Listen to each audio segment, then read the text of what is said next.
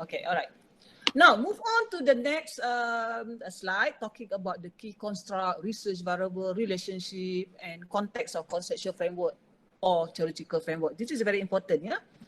All right, so what are the components of research framework? All right, so all of you, if you in the process of developing your research framework, all right, please observe what are the components of research framework. Number one, it must be it has to have the relevant variables to the study. All right, make sure that if you are talking about job satisfaction, for example, all right, make sure that it has the variable that relate towards job satisfaction.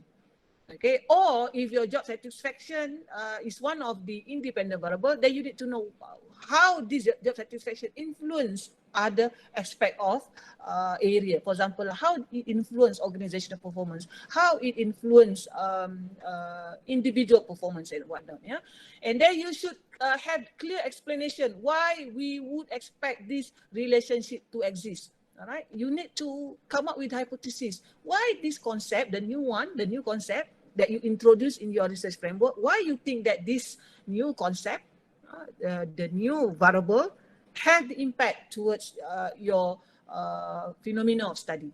All right, and then you have to have the clear relationship among the variables. All right, you have to be able to understand what are the independent, what are the dependent, and other types of variables. And then you have to have a schematic diagram of research framework. When you draw or when you develop your research framework, you have to have a schematic diagram. What is schematic diagram? A diagram that indicate clearly what are the categories of variables and the arrow that pointing from one variables to the another variables. Do not develop your research framework without indicating the relationship between the variables in the form of diagram, right? And then you have to indicate also the nature and the directions of the relationship. What does it mean, nature and direction? Nature means to say, you have to understand which factor that influence other factor, or which factor that influenced by other factor, all right? Notice or not the term that I use, which factor that influence other factor, or which factor that influenced by other factors. So when I said that, you should be able to understand, okay, this is IV, this is the DV. So many students get confused sometimes between the IV and DV. You don't know which one that influence which one. So many of us get confused, all right? I also have that confusion early days or during my PhD. I'm not so sure whether this one is IV or DV. I'm not so sure. So you have to be very, very sure which factor that influence other factor. Okay. Now, move on to next slide. How to develop a conceptual or research framework. Number one, you need to identify and label the variables correctly. When I say identify and label the variables correctly meaning to say you should be able to identify what are the independent variable, what are the dependent variable, and other type of variable used in your study. Clearly identify them, and you should be able to justify which factors are influenced by other factors, which factor that influence other factors. Right? And state the relationship among the variables. All right? We state relationship, you need to say which one that influence which one, right? Or which one that influenced by which one. And then you formulate hypotheses that explain the nature of the relationship. I'm going to explain to you about the hypothesis, and you need to explain how or why you expect these relationships. Okay. Now, when we talk about the research variable, typically those who are doing quantitative and quantitative mainly, basically the important research variables are divided into two. The first one is dependent variables, all right? The second one is the independent variable. So dependent variable equivalent to the phenomena of study. What makes people satisfied towards their job, or what makes people have the intentions to buy certain products, for example. Yeah. So this is the dependent variable. The variable that depends on other factors that are measured. Meaning to say, these factors is actually not a standalone. It's not a factors that occur by themselves. They are affected by other factors. Yeah. So these variables are expected to change as a result of an experimental manipulation of the IVs. All right. So how can we know whether the dependent variable is actually influenced by certain factors? This is whereby you need to test the effect of this independent variable towards these dependent variables. All right, how can we know the effect? So you need to run the regression analysis. So variable that is the primary interest to the research. My observation, I found out that many students, they are highly focused on their independent variable and they neglect the dependent variable. Basically, your dependent variable is the most important one because your dependent variable is the hero of your study. All right, because you wanted to know the phenomena, why people behave certain ways, or why people have this certain intentions of buying certain things, you know. And then you have to really focus on this, and your problem statement should somehow reflect, you know, this phenomena clearly. Yeah. Independent variable, on the other hand, is a variable that is stable, all right, and unaffected by the other variable. This is what we call it a variable that independent on its own. It doesn't influence any variable. The variable itself influence others. All right, so the variable that influence the dependent variable in a negative or positive way. All right, so it depends on how you come up with the statement to show whether the impact of this independent variable is positive or negative. Yeah. All right, so let's take a look at some exercise. Yeah? Independent and dependent research variables. All right. For example, you wanted to know the exam score. All right. What is the exam score if the students spend longer hours of study? What is the impact towards exam score? All right. This example. All right. So you generally you're going to have in mind that students who spend more time in study, all right, basically they're going to get good exam score. Students who spend less time in their study, normally they get poor exam score. But you're not sure yet, all right? And this is whereby you need to test, right? What are the common variables that also being used in the study? Other common variable is known as moderator variable, mediator variable, control variable. Yeah. Basically, for master student, I strongly suggest that a part of using independent and dependent, you can actually have a breakthrough in your study by I call it integrating one or two moderating variable and test the impact of moderating variable towards IV and DV. Yeah? So what is moderator? Is a variable that alters the effect that an independent variable has on a dependent variable. You understand that IV will have an impact towards DV, all right? But if you put one moderator variable, whether the impact is strong or whether the impact is weak, you don't know. So you may want to test the moderator, because the moderator actually functions to determine whether it has an impact or not towards the relationship between IV and DV. Whether the impact is strong, whether the impact is moderate, whether the impact is low, you are not so sure yet. You have to test. All right. Mediator, on the other hand, is the variable that helps to explain how or why the IV affects the DV. Okay. And the other one is control variable. This control variable basically the variable that you are not interested to study. All right. But you know the factors is very important, but many studies have done it. You are not interested in that factor. You wanted to test new variables. All right, so you need to mention what are your control variables. For example, research findings showed again and again and again and again that wage has an impact toward job satisfaction. But because of too many research that focus on wages, therefore you say that you don't want to look into these wages anymore, even though you know that it has a great impact towards job satisfaction. So you use this wage as the control variable. Yeah.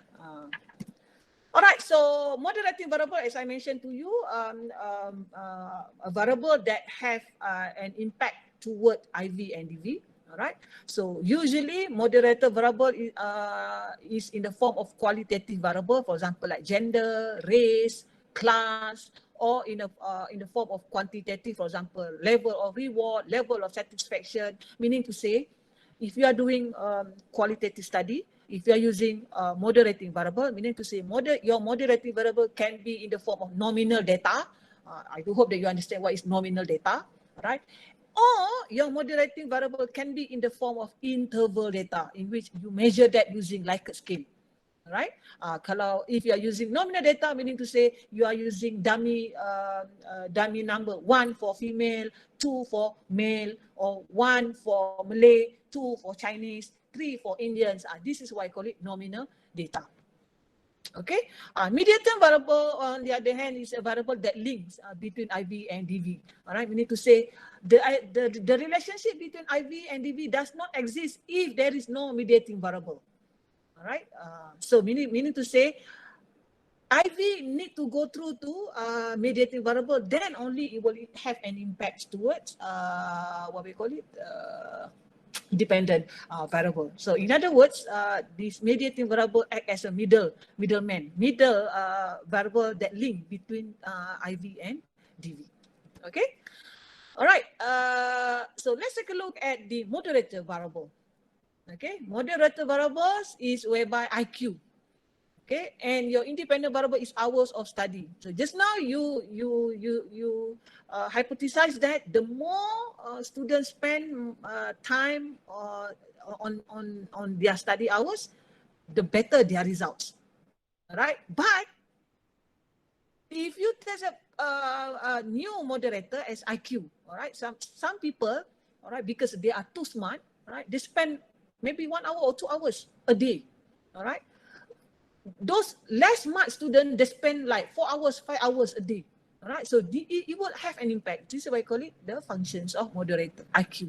All right. Those who are smart, they need less time to study. Those who are not really smart, they need more time to study. Yeah. And then mediator. All right. Again, the more hours spent on study, the better the exam score. But the mediator here is number of practice problems completed. For example, like the more practice they do, all right, the more exercise they do, the more skillful they are, the more knowledgeable they are, all right, and the exam score is also better. All right, even though the hour of study not so much, but they did a lot of exercise, and it will somehow have an impact towards exam score. This is just an example. Okay, now the next one is in terms of research variable and relationships. I'm just giving you some sample. All right, for example, research question number 1 is higher minimum wage impacts employment rates. All right, when you formulate this research question, obviously you wanted to know whether wage has an impact toward employment rate. So based on this research question, right, it is clearly stated that employment rate is the dependent variable. Independent variable is the minimum wage. Why? Because minimum wage is the factor that influence employment rate. Right? Not the other way around. Yeah, not employment rate determine wage, but wage determine employment rate. Yeah. The next sample, does the training design impact the transfer of training? So which factor that influence which factor? All right, training design influence training transfer of training. Meaning to say, training design is the independent variable because it has influence, in fact, impact towards transfer of training, right? So I think this one is quite clear for you to identify what are the independent and what are the dependent. Yeah? And this must be reflect clearly in your research framework. All right. Now move on to developing conceptual framework. All right. Conceptual framework makes explicit the research in brief. What do you want to study? What concept involved? What how this concept related to each other, and what are the variables that are excluded? All right. Conceptual framework also set the scope of research by marking out variable not focused on the study. Like I said just now, all right, conceptual framework is very important because it stated clearly what are the factors that you wanted to study. So if people ask you why you are not looking into this factor, you may say that my study only focus on these factors. Other factors is not covered in my study. All right. Usually, we examiners sometimes we just wanted to test the student whether they understand or not, whether they are actually the one that doing this research. We may ask a question like this. A study by so and so highlighted that this factor have a significant influence on this phenomena or your dependent variable. But why your study did not include these factors? All right, a smart student will answer like this. My study only focus on this area. Other than these factors are not covered in the study. All right. So we accept that as it is lah, because we have to understand there are a lot of factors. Everything under the sun can influence the dependent variable, but you cannot, right? You cannot cover everything because you only have a limited time to finish your study. So you zoom in your study and only focus on certain aspect, right? So you should be able to justify and defend that, all right? And then a schematic diagram of conceptual frameworks facilitate quick understanding of the study and the concept.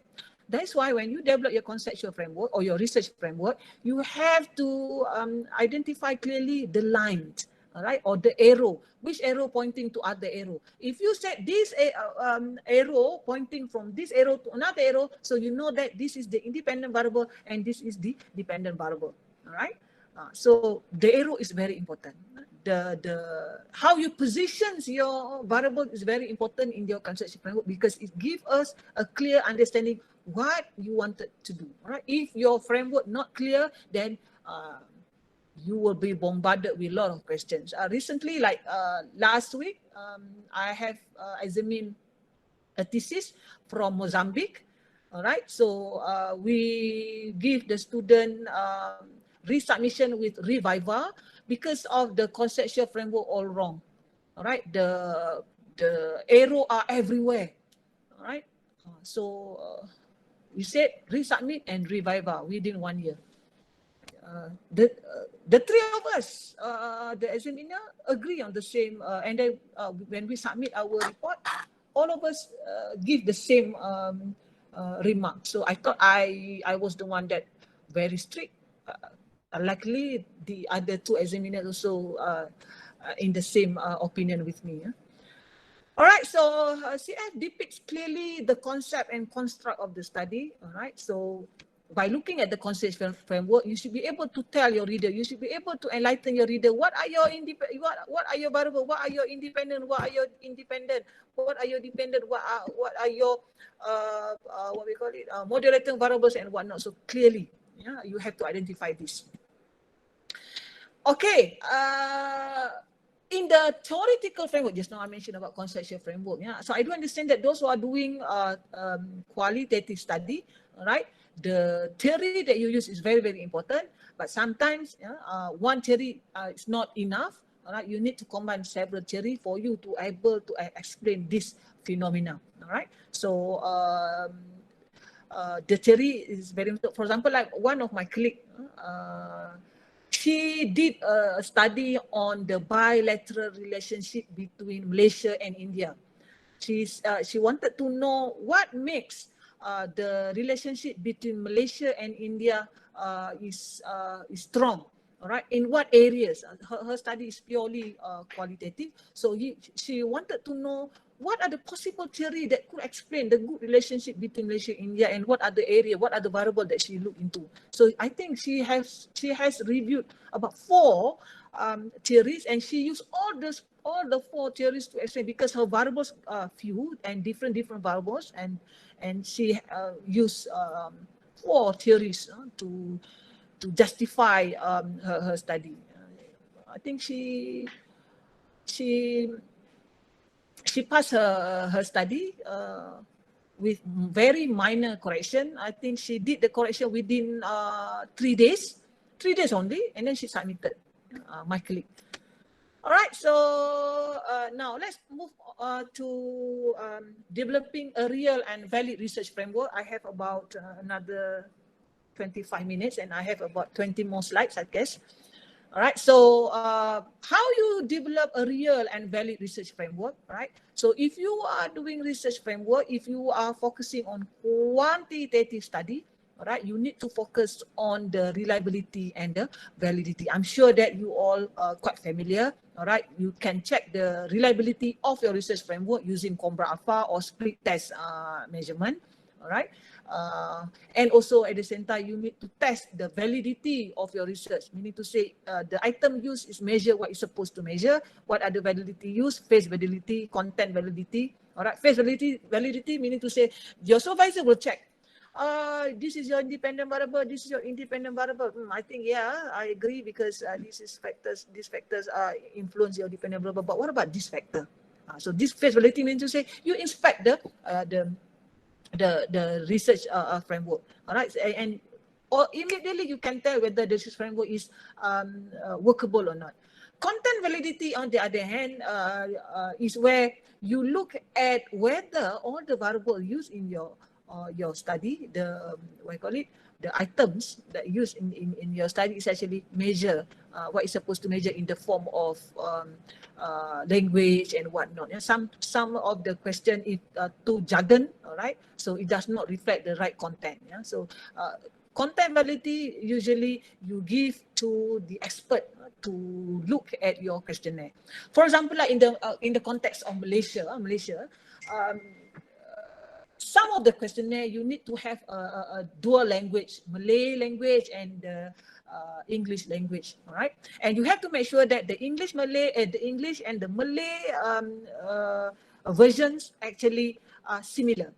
All right. So how can you make sure that the wording in the Malay is actually, if you translate in English, is similar to each other? Or how can you make sure that the versions in English, if you translate in Malay, similar to each other?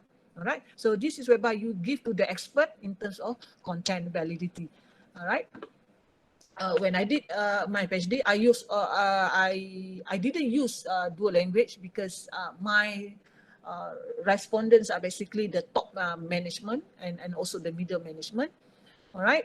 But then in terms of content validity, I make sure that my questions actually free from any jargon, and I gave my items to be inspected to 3 language experts.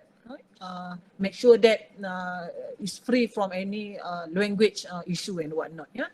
And then the next one is in terms of construct validity and criterion validity. These tests of construct and criterion validity involve statistical methods. All right. So you cannot just inspect looking at the question and whatnot. Just like that cannot. It has to use a statistical methods to test this construct validity and criterion validity. Yeah. Now let's take a look at the sample of research framework. Okay, this is the one that I told you that my student she conduct a study on the development of medical tourism in Malaysia, factors, actors, and strategies. She did a pure qualitative study. All right. So her study, she didn't use conceptual framework, but no, she didn't use theoretical framework per se, but she has conceptual framework, but her conceptual framework derived from one theory that she reviewed, in which she reviewed globalization theory. Under globalization theory, there are 3 school of thoughts about globalization theory, and the school of thought that she thinks consistent with her study is the transformationalist, which is social constructivism school of thoughts under medical tourism. And she looked into this, and she translated her variable in the form of this conceptual framework. All right, she using the globalization theory. All right, she identified this. All right, and she already passed the Viva with very minor correction. I think she did the correction within 2 weeks, and then she has submitted, already graduated early last year. All right, so this is the what I call it, a study by my student. All right, so another sample that I wanted to show you in terms of learning theories. All right, basically when we talk about learning, there are three grand theories: behaviorism theories, cognitivism theories, and constructivism theories. If you are doing study on learning theories, there is no way you can touch all these three theories because it's too big, too broad, too wide. All right, so if you wanted to do on learning theories, you may want to focus on one single theory. All right, for example, if you decided that you wanted to do on learning theories, all right, you wanted to do study on learning, right, you focus on cognitivism. All right, so when you focus on cognitivism, you highlight or you come up with the model in which this model has been established before by this cognitivism theory. All right, then how can you actually come up with a research based on this? Based on this theoretical framework, all right, you can come up with a research, but it is purely qualitative, right? Because you wanted to know whether the theory, all right, of cognitivism can actually being used in the context of Malaysia or being used in the context of your country, all right? However, this theoretical framework based on cognitivism theory, you can alter, you can modify, you can add, you can improve by adding several variable or concept. All right, so I'm giving you another idea. Based on the cognitivism theory, all right, you add new variable. What are the variable? The variable known as conceptual change strategy. There are a number of change strategy, but you are interested in using Posner conceptual change strategy. But you have to justify clearly why of all the change strategy, why you use Posner, all right? Then you can actually modify the theoretical framework earlier on, this one, right? This one, you modify this early theoretical framework and you add one variable known as mediator, right? And you set a question of this Posner conceptual change strategy and you test it, all right? The other example of conceptual framework that you can use is still based on the cognitivism theory, all right? But instead of using Posner, then you may want to use COP, all right? If you're familiar with learning theory, there are a number of learning approaches, all right? If you're familiar with COP, all right? Just now I said about Posner. This one you can use by COP. You can choose learning style by COP, all right? Or based on the same theoretical framework, you can alter this theoretical framework to become your conceptual framework in the form of injecting the moderating variables, all right? So you can have number of moderator. One moderator also can, two also can, three also can. It up to you. Like currently, my student from Oman, he has 6 moderating variables, and her finding and his finding chapter alone, I think about 40 to 50 pages because of he has about 35 hypotheses. Very ambitious. 7 independent variables, 6 moderating variables, and 1 dependent variables. All right. About to complete the study. I think within this year can go for Viva. All right. So the same thing based on this cognitive learning theory, you can use moderating variable. All right. And then another sample of based on the learning theory of cognitivism, you can also test mediator at this level. Just now, Posner and COP at this, right? At this level. But you can also test, the mediator impact using colleague, teacher, competent, right? So you see, based on this model of study or based on the theory of the study, you can actually add new variables. Right? And these variables is considered as the breakthrough of your study. So another example of conceptual framework based on the cognitivism theory is whereby the example of conceptual framework number 5. All right, you can have moderator and you can have mediator at the same time. All right, like my study, I have moderator and I have mediator at the same time. But of course lah, the analysis will be more complicated. Yeah, but if you're interested to do so, then this is some of the example of how you can modify the existing model or the existing theory and add new variable or new concept and test the concept in the form of conceptual framework. All right. So this is another a typical conceptual framework. All right. For example, like in this case, this student has two independent variables, but the independent variables are not listed straight away. So this two independent variable is known as the how to say that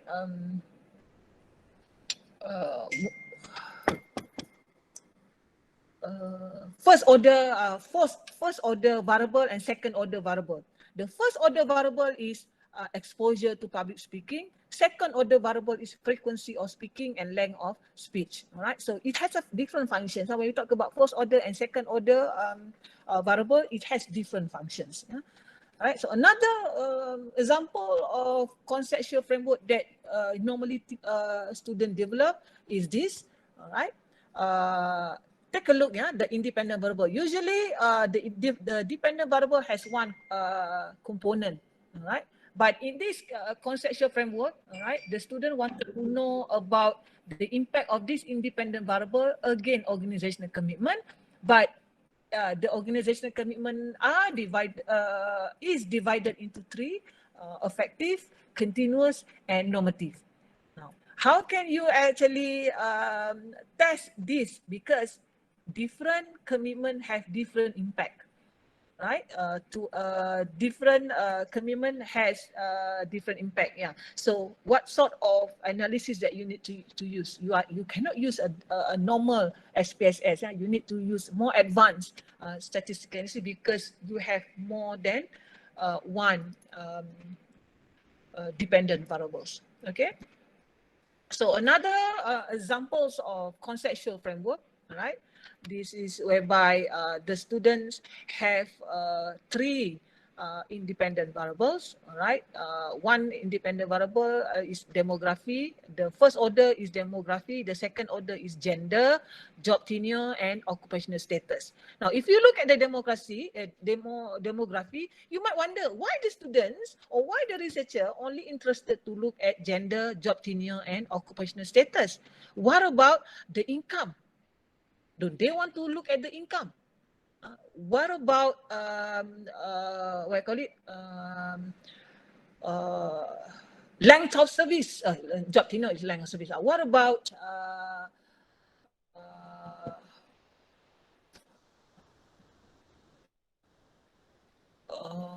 types of services, whether permanent or not permanent? Why they don't want to do? There must be some strong justification in the thesis. All right, it is okay for you to only focus on gender, job tenure, and occupational status. If someone asks you, why didn't you focus on income? Why didn't you focus on apa nama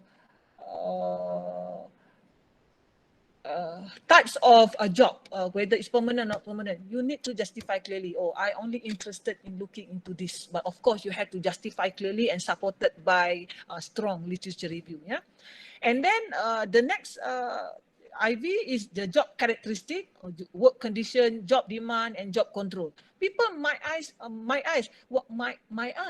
why only focus on three? Why didn't you focus on autonomy? Because you have to understand, under job characteristic models, there are 5 elements, all right? But in this study, they focus only 3 elements. What about the other 2 elements, all right? A sharp examiner will ask this kind of question. Job characteristic, developed by Wexley and Lantham has 5 characteristics, but why your study focus on 3? What happened to the other 2? Then you have to clearly justify. To me, nothing wrong if you want to focus on 3, if you want to focus on 1, nothing wrong. It's just that you need to confidently justify why you focus only this. Yeah. Okay, so the other conceptual framework is whereby this study have one, what we call it, intervening variables, all right? So now looking at this career commitment, can you tell me this career commitment is moderator or mediator?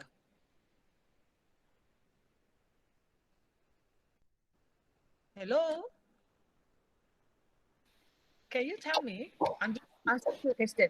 Career commitment is moderator or mediator? Anyone would like to try? Mediator, maybe? Mediator. Sorry? Mediator. Mediator, Mediator. not moderator. If moderator, it is something from above and the arrow is pointing in between of mediating and DV. Mediating and DV. IV and DV. Moderator. All right. So yes, you are correct. Career commitment in this diagram refers to mediator. All right. Moderator, the arrow must be like this. Meaning to say the arrow pointing between IV and DV. But mediator, it has to go through the mediator from IV to DV. Yeah. All right, so very good. Let's take a look at the research hypothesis. I have told you just now that when you develop your research framework, all right, especially in quantitative study or even in the qualitative study, all right, you need to have a hypothesis. But hypothesis is the term used in quantitative study. Research proposition is used in what we call it, qualitative study. All right, my student Alia, just on the one that I showed you just now, her thesis was inspected by examiner from University Malaysia, Sarawak, one of the professor from University Sarawak, and the internal supervisor, the internal examiner from Faculty of Business, from your faculty. Can't remember her name, associate professor, can't remember her name. All right, so the comment that we got, she got it right because she did qualitative study and the term she used is research proposition, not research hypothesis. So she got it right. So she, associate professor Norliza from your faculty. She was the examiner for my student. All right. So if you're using quantitative study, the term used is hypothesis. So hypothesis is a statement that proposes a possible explanation to the phenomenon being studied. For example, look at this example. Yeah. So demography, all right, gender, career commitment, and quality of life. So you need to develop a hypothesis that indicate the possible relationship between gender, career commitment, and quality of work life. Now, my dear student, look carefully. Yeah? Your IV is gender, your moderate mediating variable is career commitment, your dependent variable is quality of work life. Okay, so one hypothesis. Yeah? Gender to career to quality, one hypothesis. Job tenure to career to quality of life, one hypothesis. Occupational status to career commitment to quality of life, one hypothesis. You cannot come up with a hypothesis that demography has mediating effect, career commitment has mediating effect between demography and quality of life. Cannot. All right, you have to be very specific. Career commitment has the mediating effect between gender and quality of life. Career commitment has mediating effect between job tenure and quality of life. All right, so you have hypothesis there. Now, looking at this independent variable, yeah, you have 1, 2, 3, 4, 5, 6, 7. Yeah, so for hypothesis for mediator alone, you need to develop 7 mediator hypothesis. All right, and then for the straight hypothesis between gender to quality of life, 1. Right, this one job tenure to quality of life, 1. Right, so you have to understand about this hypothesis clearly. Yeah. All right, so what else? Hypothesis is a tentative statement or prediction. I like the word tentative statement or prediction to show the relationship between 2 or more variables which can be generated from deduction. All right. Okay, now let's take a look at the functions of hypothesis. Okay, number one, it provides a study with focus. And the second one, it tells you what data to collect and what not to collect, and enhance objectivity in study, and enable you to conduct specifically what is true or false. Hypothesis is very important, yeah, my dear student, because you need to test your hypothesis so that you can reject whether so that you can support or reject your hypothesis based on the findings. For example, like your findings say that gender has a significant relationship with quality of life, all right? But when your study reveal otherwise, so you may say that gender has no relationship with quality of life. So you reject the hypothesis. Why you reject? Because of your findings say so. Yeah. All right, so this is how you develop your hypothesis development. This is taken from my student study, all right, the one that I said using Frederick Herzberg motivation on Gen Y, all right. Okay, yeah, meaning to say all the statements that she made regarding this factor, all right. And then last sentence, a study conducted by Rizwan Ali 2010 also revealed that blah, blah, blah, blah, blah, blah. Therefore, based on the above discussion, meaning to say not only based on Rizwan and Ali, but other scholars' discussion, all right. Therefore, H2 is developed as follows.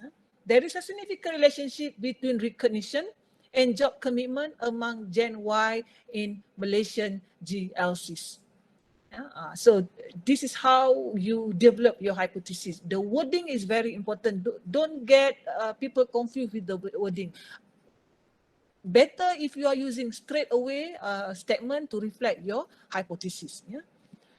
All right, so this is the conceptual framework and the hypothesis. All right, please observe the IV, DV, MV, and IV as well as the hypothesis. All right, I noticed that many students, when they submit their thesis for Viva, their conceptual framework, right, basically have the IV, DV, and the arrow. All right, actually the good conceptual framework or research framework, they need to indicate the hypothesis as well, and you need to indicate the theory that you use as well, because the theory actually explain which what we call it variable that link with the dependent variables. Yeah. But anyway, the practice is not standardized, as I believe, and it is up to your faculty and your supervisor to decide. But my student, I usually want their conceptual framework to indicate the hypothesis as well as the what we call it, theories they use. For example, like one of my PhD student now that doing on 3D industries. 3D is not about the 3D picture, the dirty, dangerous, and difficult industries, and towards Malaysian youth, right? So her study is quite complicated as well, and she used 3 different theories. And I said that, okay, which of the variable that you use based on this theory? So you have to clearly state it in your conceptual framework. Yeah? She has passed her proposal defense. Now she has collected her data. Now she's interpreting her data, inshallah. All right, so these are the characteristics of hypothesis. Bear with me, I have another about 7 slides. These are the characteristics of hypothesis. Number 1, it should be simple. Don't complicated matters. All right, make it simple, specific, and conceptually clear. Second, it should be capable of verification, meaning to say your hypothesis can be tested. All right. There are methods and techniques that you can use in order to verify your hypothesis. The third one, it should be related to the existing body of knowledge. Your hypothesis is not developed out of the blue. Yeah, very important for you to understand that hypothesis is not developed out of the blue. The hypothesis is developed based on the literature review, and you find out that, okay, for example, just now, job satisfaction is influenced by by wage. All right, so you need to develop a hypothesis that clearly indicate job wage influence job satisfaction. And your hypothesis is actually back up with the previous what we call it, findings. Yeah? And then the last one, it can be operationalized. In other words, it can be measured. Very important for your hypothesis to be measured. All right. Now, some of you ask me question, Doctor, if I conduct a qualitative study, I don't have hypothesis, I do have proposition. How can I measure my proposition?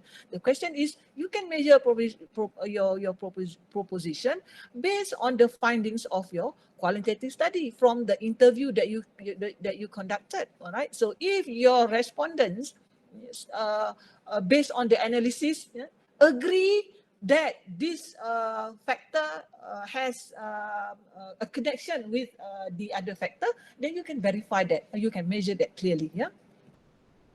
All right, so when you develop hypothesis, there are two types of hypothesis. One is called directional hypothesis, the other one is null hypothesis. I'm not so sure whether you have this, you have covered this in your research methodology class, but in the event if you forgot, let's refresh that. Directional hypothesis is hypothesis that states the relationship between variable of your study. In other words, between IV and DV. All right, or between mediating variables, the relationship between IV and DV. The null hypothesis is the statement that actually indicate no significant relationship. If directional hypothesis indicate the relationship between variables, null hypothesis on the other hand says there is no relationship. So you may say that wage has no relationship with job satisfaction. For example, like you put that statement. But more often than not, based on my observation, and I think based on the current trend, all right, many researchers, they focus on directional because they wanted to prove that their claim is right. All right. So many theses of late, based on 10 thesis that I have examined, more often than not, students focus on directional hypothesis rather than null hypothesis. Yeah. Okay, this is the sample of conceptual framework with hypothesis. All right. So look at this. Yeah. Independent variable 1, 2, 3, 4, 5, 6. And these 6 independent variables are divided into 2 categories. One is ethical, one is discretionary. All right. And then let's take a look at how the researcher developed the hypothesis. Yeah. So this is the hypothesis developed. All right. There is a positive relationship between ethical dimension of CSR and job satisfaction of employees. So this is the hypothesis one. Meaning to say, he or she predicted that there is a significant relationship between ethical and overall job satisfaction, and he or she break it down into more detailed hypothesis in which H1A, H1B, and C and D is specifically on these ethical elements of the CSR practices against overall job satisfaction. All right. This is applicable if your research has what I said just now, first order and second order variables. All right. But more often than not, based on my observation, very few study that have second order and first order. Usually, the independent variables are straight away like this. 1, 2, 3, 4, 5. I think as an examiner, I prefer this way because it's more direct and more clear. All right. And sometimes I pity students that have this first order variable and second order variable. They are using the wrong statistical methods to measure. Right? Like I said, first order and second order is complicated assessment. You cannot use simple SPSS. But many students, especially from the African, I examined quite a number of theses from Africa. Their analysis was so bad, and many of them got major, or they need to resubmit because of wrong analysis of data. Yeah. And then these are the guidelines of writing hypothesis. Number 1, state the variable based on this order. Number 1, independent. Second, dependent. And the third one is control or based on the moderating or mediating variables. All right. And secondly, when you compare, explicitly state the group. If variables are related, specify the relationship between the variables. For example, you may want to come up with hypothesis to say that females are more, female students spend more time on study compared to female students. All right. So how can you come up with this hypothesis to show that, you know, female has a different what I call it relationship of different significant impact towards this exam score. So you have to clearly differentiate between the two. Okay. And when you compare between groups, all right, you need to compare each and every element in the group. For example, if you compare between gender, right? Gender is male and female. So you need to have two types of hypotheses that reflect male and female. Okay. If you have 4 or 5 groups in that particular independent variable, then you need to have 4 or 5 hypotheses, yeah, that specifically refers to those variables. Yeah. Okay, so I think that's about it. I'm not so sure whether what I shared with you just now helps you or not. But based on the what I call it, research methodology class that I conduct at my faculty, the student able to develop a good conceptual framework. But I do hope that, you know, the sharing that I shared with you just now